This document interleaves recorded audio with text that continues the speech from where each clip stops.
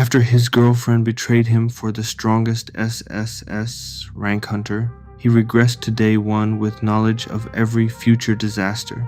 The first monster appeared at 8:14 p.m. Not in some distant country, not in a secret laboratory, right in the middle of downtown Seoul. 1 second, people were crossing the street under glowing billboards. The next, the sky split open. A giant crimson crack stretched across the clouds like reality itself had been torn apart. Then came the screams. Massive black creatures poured out of the rift, ripping through cars and buildings like paper. Bullets did nothing. Fire did nothing. Humanity lasted 6 days. On the 7th day, the hunters awakened. People gained powers, ranks, skills, classes, and the world became a battlefield. But Kang Min-jae, he awakened the weakest skill imaginable, F-rank detection, a useless support ability that could barely sense weak mana signatures, while others became sword saints, flame mages, and SSS rank destroyers. Min-jae became a joke, and the person who laughed at him the hardest was his girlfriend. Do you seriously expect me to survive with someone like you? Those were the last words Han So-yeon ever said to him before leaving his tiny apartment and walking straight into the arms of the strongest hunter in Korea. Cha Do-hyun, the man known as the King of Catastrophes, an SSS rank hunter with enough power to level an entire city block with one attack.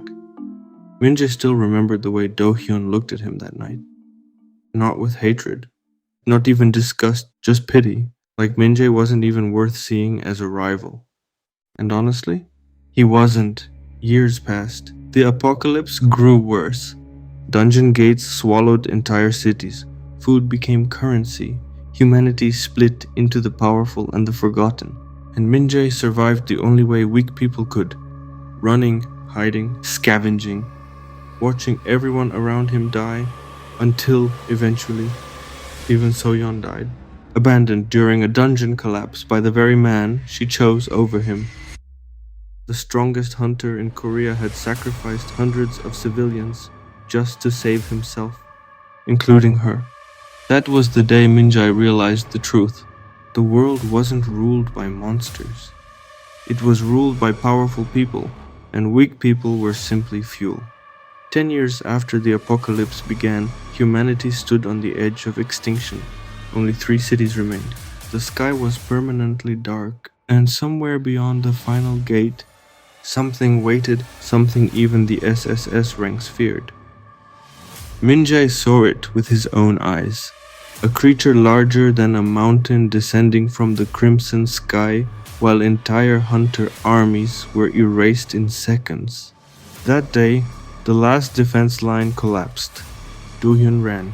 The remaining hunters ran. Everyone ran, but there was nowhere left to go. Min-jae died alone beneath the ruins of a burning subway station, his body broken, his lungs filled with blood. And as the final monster approached, he laughed, because his entire life had been meaningless, weak, pathetic, forgotten.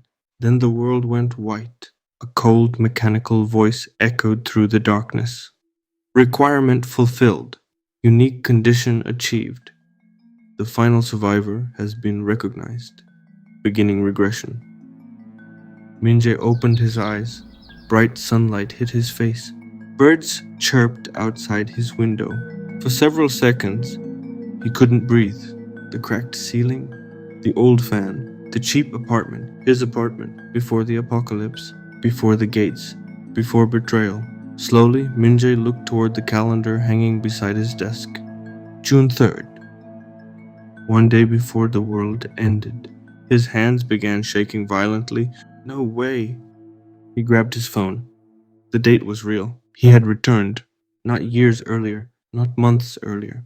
One single day before the apocalypse began. At first, Min-jae panicked. One day wasn't enough. He couldn't stop the gates, couldn't save the world, couldn't warn humanity. No one would believe him anyway. But then, his breathing slowed, because unlike everyone else, he knew the future. Every dungeon location, every hidden artifact, and every future disaster, every betrayal, and most importantly, he knew exactly how the strongest hunters became powerful.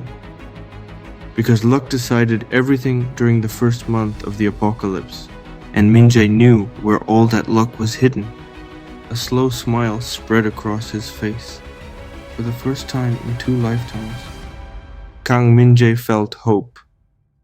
At 6 a.m. the next morning, he stood outside an abandoned subway station on the edge of the city, completely empty. No police, no civilians, because nobody knew what would happen here in exactly 14 minutes. But Minjae did. This station would become the location of Korea's first hidden gate, and deep inside it was an item that would later create one of the world's strongest hunters. In Minjae's previous life, that artifact had been discovered by Cha Do-hyun, the item that made him unstoppable. But this time, Minjae arrived first. The ground suddenly trembled. People screamed nearby. Then reality cracked open. A swirling black portal exploded into existence inside the station entrance. The apocalypse had begun. Without hesitation, Minjae ran inside. The dungeon air hit him instantly. Cold, rotten, heavy with mana. And then came the monsters. 3 black-fanged goblins lunged toward him from the darkness. In his previous life, Minjae would have died immediately. But now, he already knew their attack patterns. The first goblin swung wildly. Minjae sidestepped, grabbed a broken pipe from the floor, and smashed its skull apart. The second creature rushed him. He baited it forward before kicking it onto exposed subway tracks. Electric sparks exploded. The monster convulsed violently before collapsing. The final goblin hesitated, and Minjae smiled, because monsters feared experienced killers, even weak humans. Moments later, the creature died with its throat crushed beneath the pipe. Blood covered Minjae's hands, but he ignored it, because at the end of the tunnel, he saw it. A silver chest hidden behind collapsed debris. His heart pounded violently. Slowly, he opened it. Inside rested a small black dagger covered in crimson symbols, the item that would eventually become legendary, Shadowfang Dagger. Rank unknown. Effect devours mana through kills. Minjae stared at it silently. In his past life, Cha Do-hyun had found this weapon. This dagger was the reason he rose faster than anyone else. But now, it belonged to Minjae. The moment he grabbed it, the blade moved like it was alive. Then the system appeared. Hidden condition satisfied. The weapon recognizes a second life user. Exclusive skill unlocked. Future sight, level 1. Minjae froze. Future sight? This skill didn't exist before. His regression had changed something, and then suddenly, he saw it. A vision. 30 seconds into the future, the subway ceiling collapsing, hunters dying, a giant troll bursting through the wall behind him. Minjae instantly moved. Boom! The wall exploded exactly where he had been standing. A massive troll crashed through the tunnel, roaring violently. If he hadn't moved, he would have died instantly. Minjae's eyes widened. This skill is insane. But then the troll charged. Minjae barely dodged its fist as concrete shattered behind him. He was still weak, still human. One hit would kill him, but unlike before, he finally had a chance. The troll attacked again. Future sight activated. Minjae saw the attack before it happened. He ducked early, slashed the monster's leg. Dark mana poured into the dagger. The blade glowed red. The troll staggered. Again. Each kill made the dagger stronger. Each second made Minjae faster. And for the first time, the powerless man everyone abandoned started becoming dangerous. Far above the subway station, chaos consumed the city. The apocalypse had officially begun. People screamed through collapsing streets. Monsters emerged from gates across the skyline. Emergency broadcasts filled every screen. But deep underground, Kang Minjae smiled while black mana curled around his blade. because this time he wasn't the prey anymore. And somewhere in the city, Cha Do-hyun was still awakening his SSS rank power, completely unaware that the future had already changed.